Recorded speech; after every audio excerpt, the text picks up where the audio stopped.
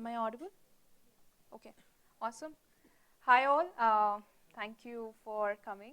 And I'm Neha and Shubham. We are the maintainers of Keploy. That's an open source virtual infrastructure platform, especially for your testing purpose. Okay, so who is this talk for? It's for developers who feel too lazy to write test cases or update or maintain those test cases, or for one-man army people who are, writing the code, testing it by themselves, and doing all things all by themselves. So just here to sort the testing piece. If you want to automate your test cases, the best thing, maybe the most advanced thing today you can do is you record the API test cases and replay that on some lower environment from production environment. So this is how you do it. Like your application is running in production environment, your that is serving traffic. You record the request, response, and you try to replay that on a lower environment. Let's say non-prod environment, a QA or UAT, on the new version of the application, say application V2, right? Now, if the application is stateless, then it is so simple to do it. Your testing would be done within no time. But if your application is connected with other infrastructure components like database, third-party services, especially in the microservice environment, talking to multiple internal services, then it is very hard to mock that. And this is exactly what we are going to talk about and introduce something new, which is virtualizing your test infrastructure, which means that instead of creating a mock of this database or shadow database or creating a replica or something like that in your lower environment, and that with a very brittle approach, you can simply record just the data for that particular API call and virtualize that in the lower environments. I'm going to talk about this even more, and Shubham is going to give the demo as well. I'm just taking an example before the demo. So let's say you record this API call from production environment that, give me the favorite games for user Thompson. And your application, will talk to its dependencies, say database, and from the database it will read for user Thompson, there are 4 games that he likes to play. It's going to respond back and we capture that. We capture the whole thing as a test case. But the thing to note is that this will require currently storing the whole database replica. So if your database in production is in GBs or TBs, it's going to cost a lot. And when you try to replay the same request locally, say on QA environment, then for the same request, your application will try to talk to the database, but user Thompson would not be there. And you would get a different response, and you cannot compare the responses. So the record replay sounded like a great idea, but due to the state management of these dependencies, we cannot really do it today. So how Keploy does it is that for the same request, say this, it just stores Thompson from table A, cricket, volleyball, carom, and boxing from table B as a stub and package that in a test case. So when you replay it in a local environment or a virtual test environment, for the same request, Keploy returns just that stub for any of your dependency and see how your application will behave if the dependencies are working fine. And if the response is matching or asserting completely, it says test case pass, otherwise the test case fails. I think now is the time for demo. Yeah. Thank you, Neha. So let's start with the demo. So here we're going to use a sample application. It's available on a repository, so samples go. We are going to use the Echo SQL example. And what this example is that it's basically URL shortener, right? So it does four things. You can give it a URL and get a shortened URL back. You can use a shortened URL to go back to the original URL, and you can update or delete those URLs. Oh, your mic is not on, I think. Hello, am I audible now? Oh, cool. So yeah, the sample application, like I was talking about, is available on the Keploy's repository. It's a URL shortener, so you can put a URL, get a shortened URL back. You can use a shortened URL to get the original URL back, and you can update or delete the URL. So very simple application. And yeah, so let's quickly run it. We already have Keploy integrated, right? And this is the Keploy UI. You see Docker Compose or the Helm chart to quickly run Docker where you want to. So initially, we can see, from some previous demos, we have some test suites. Um, I'm going to perform some, I'm just going to use the API as usual. So, for example, I could, do a post. And when I'm doing that, yeah, so I'm posting github.com. Um, and when I do that, I get back a timestamp as well as a shortened URL. Now I can use a shortened URL to, get back the original URL. So I can just call this, do a simple get. This is basically, github.com. I can also open it in a browser just to see. And then yeah, I can also do something that's mutating. For example, update github.com to bing.com. So that's something we can do, and rows affected, and also delete it altogether. So we created a shortened URL, we updated it, and at the end we deleted it.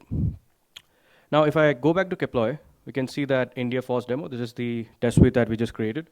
It automatically got captured, and what's interesting is um, it's not just a request response, you have all the database queries. So for any of these, whether it's a post, so we can take one of the post, you can see all the database queries which got executed. And it's not observability really, it's also going to mock it. So when I'm going to actually test my application, I don't have to write the mocks in my test file. So we integrate with the native test tooling. For example, here it's Go test. For if you're a Java user, it could be things like JUnit.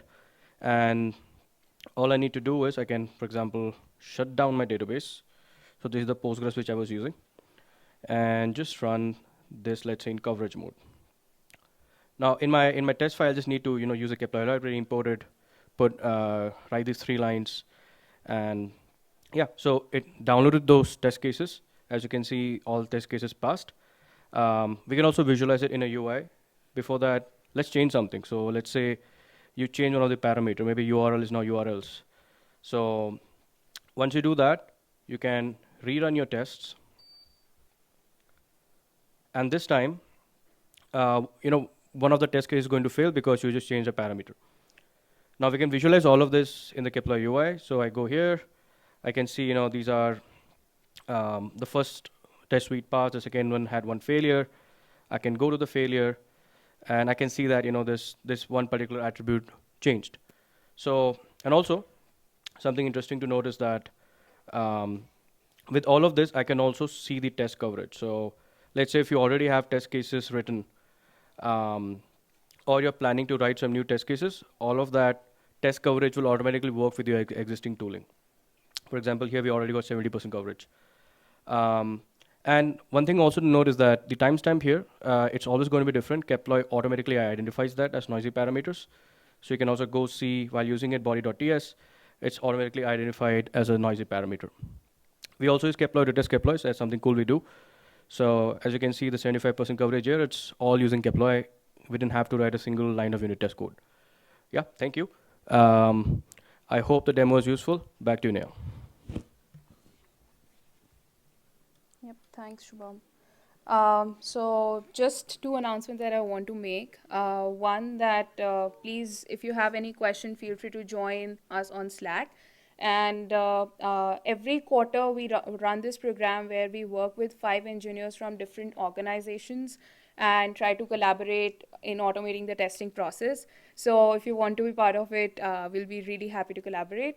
Other is I see many students here, so we run a API fellowship program within Keploy. where we, teach around writing and maintaining good APIs. So feel free to join that as well. Okay, thank you. Any questions?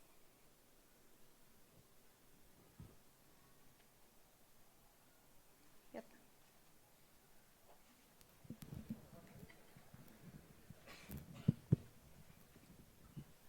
Hey, thank you for that great demo. It sounds really useful, just for like debugging why this data is not here anymore.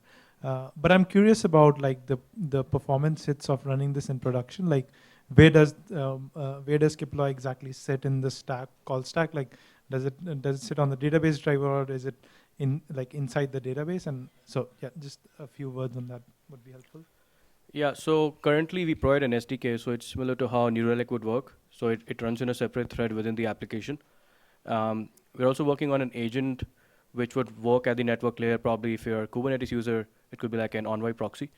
So yeah, those are two places. The current implementation is basically an SDK.